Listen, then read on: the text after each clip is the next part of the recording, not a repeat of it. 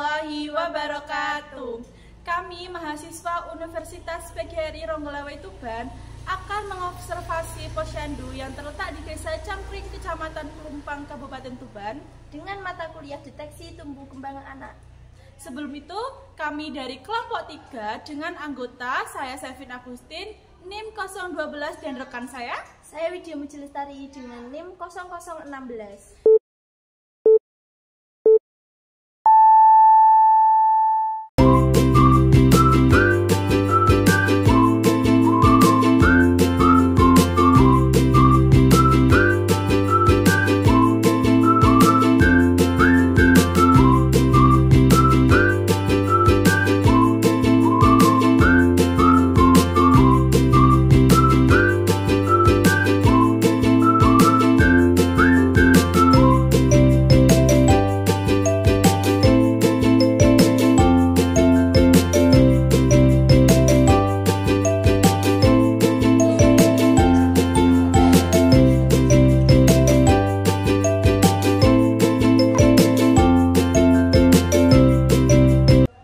Selanjutnya, kami akan menanyakan beberapa hal pada bidan di posyandu ini Dan ibu balita di dalam posyandu ini. Baik teman-teman, kita di sini sudah bersama Bu Lisa yang akan saya wawancarai pada pagi hari ini. Perkenalkan, nama lengkapnya Bu Nurholiso, tapi biasa dipanggil Bu Lisa. Saya sebagai bidan desa di Desa Cangkring, kurang lebih sudah hampir 18 tahun di sini. Ya, jadi sudah lama. 2008. Ya, itu 17 melangkah mau ke 18. Di sini saya sebagai pembina kesehatan atau satu-satunya yang penanggung jawab kesehatan di Desa Cangkring, dibantu dengan kader-kader posyandu. Sebenarnya apa sih tugas utamanya jenengan di posyandu itu? Kalau di posyandu itu tugas utama satu yaitu tentang masalah kesehatan. Jadi misalnya pertama konsultasinya meliputi ya ibu hamil, balita, lansia. Jadinya ya boleh sama lansia juga ya? Iya, lansia itu juga tanggung jawab bidan desa sebagai tenaga kesehatan. Selain itu juga pemberian imunisasi pada balita. Itu bayi. dilakukan secara bersamaan atau gimana? Ya sebenarnya kalau ya bukan sebenarnya, seharusnya memang kan ada tahapan-tahapan untuk posyandu itu ada 5 meja. Satu pendaftaran tadi untuk mendaftar.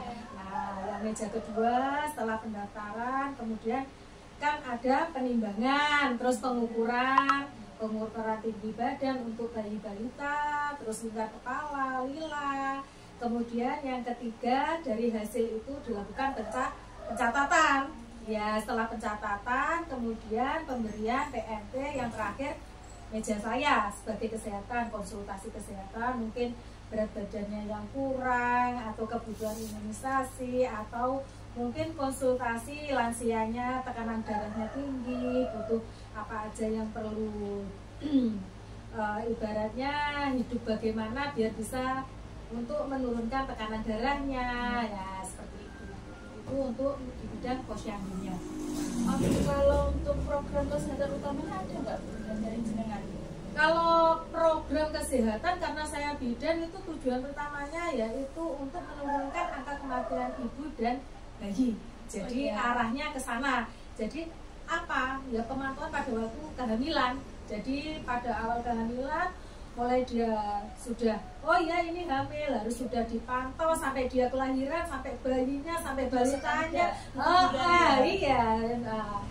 Harus secara intens. Jadi kalau ada resiko pemantauannya lebih intens lagi. Kalau yang normal-normal aja ya kita lakukan paling tidak pemeriksaan kehamilan itu yang normal itu 6 kali dalam 9 bulan.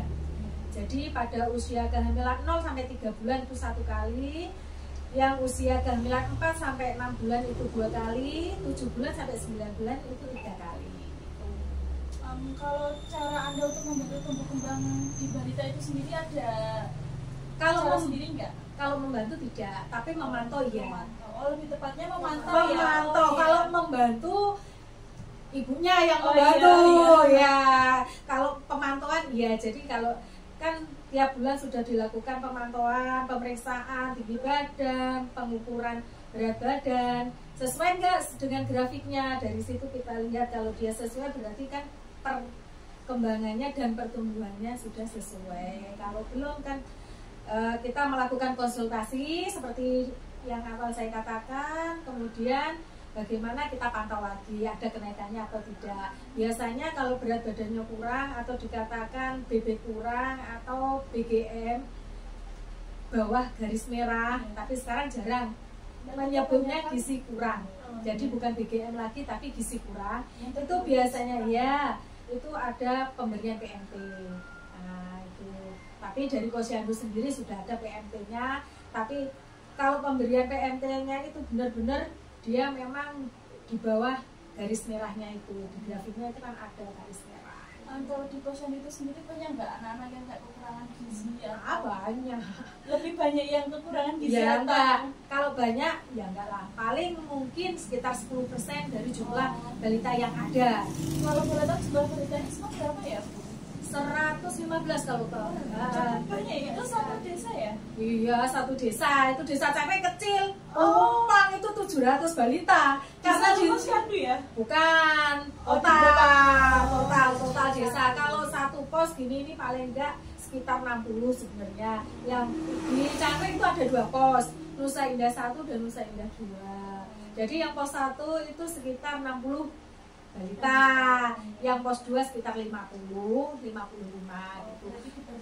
Iya, dibagi 2 pos. Cuma kadang ya ada yang mau jadi satu, penimbangannya nggak mesti, kadang ada yang dekat sini. Karena RT-nya di sini sendiri itu nggak urut. Oh iya. Jadi lebih memilih yang lebih Oh dekat. iya, yang lebih dekat. Kadang RT 3 nimbangnya di pos 2 itu ya ada. Cuma memang pembagian balita disesuaikan dengan RT-nya. Jadi kan RT 1 sampai RT 5 Nusa Indah 1, RT 6 sampai RT 10 Nusa Indah 2. Tapi RT 10-nya ada di Jalur sana ya ada. Ya nanti kalau di pos 2 juga kejauhan. Jadi milihnya di pos 1. Ya, tapi maksudnya imbang lah. Katakan tukar balita kayak gitu, karena kan nggak mungkin kamu sampai niki RT sana harus nimbang sana kan enggak, ya monggo yang dekat juga nggak apa-apa ya. nggak apa-apa, cuma pembagian wilayahnya seperti itu. Kalau itu jenengan ada nggak apa kayak yang dihadapi dalam menjalankan jadi bidan di Posyandu gitu loh? Ada, karena ini kalau positifnya alhamdulillah lah. Sebagian besar di sini untuk imunisasi mau, tetapi ada juga yang tidak mau. Oh, kalau Ada yang tidak, iya ya kan kita tidak memaksa kan, tidak bisa memaksa. Kalau ada benernya seharusnya nggak boleh, harus seharusnya. Tetapi saya sebagai tenaga kesehatan sudah melakukan pendekatan. Kalau toh memang ya tidak banyak di antara maksudnya untuk target 1 tahun untuk melahirkan atau bayi yang lahir itu sekitar 25. Misalnya dalam 1 tahun yang nggak mau itu sekitar 1 gitu aja per tahunnya. Jadi nggak banyak juga, banyak yang mau. Banyak yang ya, tapi ada yang tidak mau, tapi tidak semua. Maksudnya tidak bertahun. Cuma beberapa aja. Iya, ya keluarga itu aja. Jadi saya pun nggak bisa memaksa. Jadi, ya. Apakah dia punya Posyandu tersendiri atau Ya tidak, Emang dia Posyandu tidak tidak mau Posyandu karena tidak satu ada. resikonya dia nggak mau bayinya panas, nggak rewel. Seharusnya nggak bisa. Sekarang kan pemikiran seperti itu kan seharusnya nggak bisa diterapkan. iya. Karena ya nggak tahu lagi, namanya orang punya pendirian, nanti khawatirnya kalau ada apa-apa yang disalahkan lagi juga pidana. ada efeknya nggak Bu kalau semisal tidak ikut Posyandu kan dia tidak dapat obat suntiknya? Sebenarnya ya ada kan, dia rentannya malah rentan lebih sering sakit. Oh iya. Karena apa? Dari imunisasi kan pemerintah sudah memberikan ibaratnya imunisasi dasar yang harus diberikan oleh bayi. Nah itu memang ada kegunaannya, karena apa? Sekarang penyakit sekarang itu susah diobati daripada yang dulu. Iya. Nah, Setelah di imunisasi aja masih sering banyak yang sakit, apalagi tidak. Tetapi ya itu tadi memang ada positif ada negatifnya, yaitu tadi. Tapi tidak semua, yaitu tadi kan berarti hanya berapa 0% dari yang tidak mau. Jadi ya itu Tapi tetap kita selalu memberikan, maksudnya melakukan pendekatan itu selalu. Katakan kalau tidak suntikan atau polio aja kita datangi. Kayak gitu. Itu usaha kita. Oh, berarti kalau itu kita tetap jenengan ada pendekatan. Ya iya harus. Datang ke rumahnya. Iya datang ke rumahnya yang ibaratnya dia kalau tidak mau imunisasi, saya kasih imunisasi yang tidak suntikan. Jadi kan ada polio, rotavirus itu kan berupa tetesan. Jadi paling tidak kita melakukan pendekatan yang memang dia nggak mau anaknya rewel. Kalau disuntik otomatis kan memang memberikan efek samping kan sakit juga iya. Tapi memang ya bagaimana karena berupa suntikan ya tetap kita berikan. Nah kalau yang tidak hanya satu orang itu aja ya saya berikan yang tetesan. Jadi tetap saya kasih tapi yang berupa tetesan. Kalau betul di posyandu selain obat tetes suntik apa yang dilakukan? Nah itu tadi kan obatnya masih obatnya. Ya obatnya juga kita nggak pernah kalau posyandu kan nggak ngasih obat apa-apa. Dari suntikannya dari? Ya sebenarnya memang kan ada efek panas. Panasnya itu panas normal sebenarnya. Bukan yang berlebihan ya. Ya, efek dari suntik itu iya sebenarnya cuma sumber gitu aja. Nah nanti kalau ada panas berbiasanya ibu-ibu balita konsultasi, bagaimana Bu, saya suruh datang ke sini, saya kasih obat untuk penurun panas gitu. Karena sebenarnya panasnya itu kan masuknya vaksin ke dalam tubuh. Kalau yang biasanya kan ada balita beberapa nggak suka, maksudnya belum mau makan. Itu sebenarnya efeknya apa sih Bu? Makan. Iya. Kalau untuk makanan tambahan paling enggak kan 6 bulan ke atas. Iya. Jadi dari pihak puskesmas sendiri, bidan desa itu kan sebenarnya ujung tombaknya puskesmas. Jadi kalau ada biasanya kita kolaborasi dengan pemegang program gizi. Kalau dia konsultasi di posyandu, nggak mau makan Bu, kita memberikan alternatif makanan apa-apa sepinter-pinternya ibu dan sepinter-pinternya saya sebagai tenaga kesehatan untuk memberikan kombinasi makanan apa yang bisa diberikan untuk bayinya. Satu, kadang sekarang kan banyak yang instan, dikurangilah yang instan bubur instan. Nah kadang ada beberapa bayi itu yang nggak mau, jadi minta olahan sendiri dibuburkan. Jadi nasi tim kasih ati yang di blender atau wortel yang di blender, iya yang bikin sendiri, atau sayur sop atau sayur bayam gitu. Jadi kita memberikan masukan untuk makanan pada bayi yang memang memerlukan makanan tambahan kayak gitu. Oh ya, terus mau tanya terkait apakah Anda bekerja sama dengan Kadir Posyandu itu bagaimana caranya ya? Untuk kader posyandu itu memang ibaratnya dia pendamping dari bidan di desa. Jadi apapun kegiatan dari kesehatan di desa itu selalu berkolaborasi dengan kader kesehatan. Di sini setiap 1 bulan sekali sebelum melakukan kegiatan-kegiatan pada bulan, katakan bulan Juni, sebelum kita awal kegiatan maupun posyandu ataupun ada kunjungan rumah, kita melakukan pertemuan dulu. Jadi menyusun rencana kegiatan bulan Juni ini ada apa aja. Jadi kader kesehatan juga tahu, bidannya juga memberitahu kayak gitu. Iya, berkolaborasi karena nggak bisa bidan desa mau bekerja sendirian terlalu berat juga. Jadi ada kader kesehatannya. Kalau untuk posyandunya itu dilakukan berapa kali? 1 bulan 1 kali. Jadi jadwal di awal bulan. Nggak mesti. Iya, biasanya ya pokoknya dilakukan 1 bulan 1 kali untuk posyandunya. Itu biasanya pertengahan bulan kayak gini tanggal 16 gitu, pertengahan bulan. Ya, pertengahan bulan. Kalau semisal bulan ini kan kita posyandu anaknya, terus salah satu anak itu nggak bisa hadir, itu dia nggak apa-apa atau? Biasanya ada kunjungan, bukan? Ada kunjungan dari kadernya. Jadi direkap, balita siapa saja yang tidak datang, kemudian yang tidak datang dikunjungi. Iya, itu nanti. Iya. Jadi 1 kader di Cangkring itu karena 1 pos idealnya itu 5 kader, jadi ada 10 kader. Jadi pos 1 5 kader, pos 2 5 kader. Berhubung RT-nya di Cangkring itu juga 10 RT, jadi 1 kader itu membawai 1 RT. Jadi dia yang paham balitanya siapa aja yang nggak datang itu direkam, jadi dilakukan kunjungan setelah posyandu. Jadi diharapkan semuanya imbang. Iya, ini kan jenengan udah lama banget di sini bidan. Iya. Apakah jenengan ada rencana untuk membuat posyandu ini lebih maju lagi? Ya, setiap posyandu ya mesti semuanya ingin rame. Ya, ya satu dari PMT-nya juga mungkin lebih berwarna-warni. Ya itu. Terus ya itu tadi kita melakukan pendekatan dengan memberikan edukasi kalau biar mau datang. Jadi tidak hanya pada waktu balita itu butuh imunisasi aja, tetapi setelah imunisasi lengkap tetap harus datang ke posyandu untuk melakukan pemantauan perkembangan dan pertumbuhan balitanya. Yaitu tadi kan beratnya naik apa tidak, pengukurannya dia termasuk stunting atau tidak, kan kayak gitu. Ya. Kalau yang terkait PMT itu yang membuatkan dari timnya posyandu sendiri atau kadernya sendiri? Iya, kadernya sendiri. Berarti bukan pesan di luar ya? Enggak, buat sendiri. Jadi terlihatlah kebersihannya. Iya, iya toh. Ya. Jadi memang secara bergiliran biasanya bulan ini siapa yang membuat, katakan ini digilir ya? Iya, tapi misalnya kalau repot ya siapa yang bisa kayak gitu.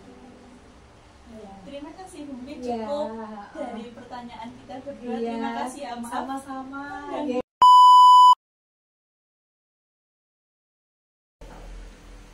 Selamat siang. Di sini kita akan menanyakan beberapa hal kepada Ibu Balita Posyandu. Ibu, bagaimana tumbuh kembang anak panjenengan di saat terakhir kali posyandu pengukuran berat badan maupun tinggi badan? Alhamdulillah selama ini sejak lahir sampai sekarang anak saya tumbuh dengan baik, lahir dengan berat badan 3.500 gram dan tingginya 51. Alhamdulillah umur 1 bulan dia bisa menatap muka, menatap wajah saya, sudah mengenal ibunya. Terus umur 3 bulan bisa tengkurap. Umur 3 bulan bisa mungkin menyanyi silang, terus umur 6 bulan bisa tengkurap, dan umur 2 tahun bisa jenggal. Terus alhamdulillah dan saya kasih ASI selama sejak lahir selama 20 tahun. Jadi tumbuh kembangnya normal gitu. Berat badannya tidak selalu naik biasanya. Terus apakah anak panjenengan memiliki masalah atau keluhan tertentu? Kalau menurut tidak ada. Berarti sehat semua.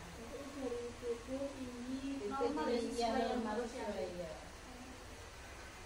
Kalau Tidak ada sendiri lah. Kalau kekurangan gizi, kamu tuh nggih. Nanti aku buatin. Alhamdulillah nggak mati. Berarti untuk maamnya Kita sayur. ya ada yang makan sayur, kata ya. Kebetulan anak kecil, kadang suka sayur, kadang yang nggak mau. Kalau ikan dia suka. asupan gizi dan nutrisinya berarti sudah cukup ya. Apakah memiliki jadwal posyandu yang tepat waktu di saat ibu kalian dengan posyandu? Ya ada jadwalnya dari sini, dari masuk desa dan biasanya kader-kadernya lewat SMS atau status setiap bulan pasti ada. Berarti tidak pernah tertinggal posyandu. Terus imunisasinya tidak lengkap semua dari lahir sampai sekarang. Kalau boleh tahu imunisasinya apa aja yang sudah pernah? Ya, kalau baru lahir kan BCG, ada yang TT, flu polio, tetanus, campak, yang kelihatan campak. Berarti tidak ada yang terlewat sama sekali. Imunisasinya setelah Dan kalau habis imunisasi biasanya demam. Demam aja. demamnya berapa hari? Ya normal, biasanya pasti biasanya anak kecil tuh nggak disuntik pasti demam gitu. Normal demamnya itu. Ya. Terus itu bagaimana dengan mengatasi keluhan atau masalah? Ya kalau habis imunisasi kan diberi obat yang bisa dikasih tahu juga, nanti efeknya ini nanti panas dulu demam, nanti dikasih minum ini. Oh, jadi sudah dapat juga input dari posyandu ya. Kalau masalah yang lainnya tahu pernah sakit apa gitu Bu? Berarti alhamdulillah sehat semuanya gitu.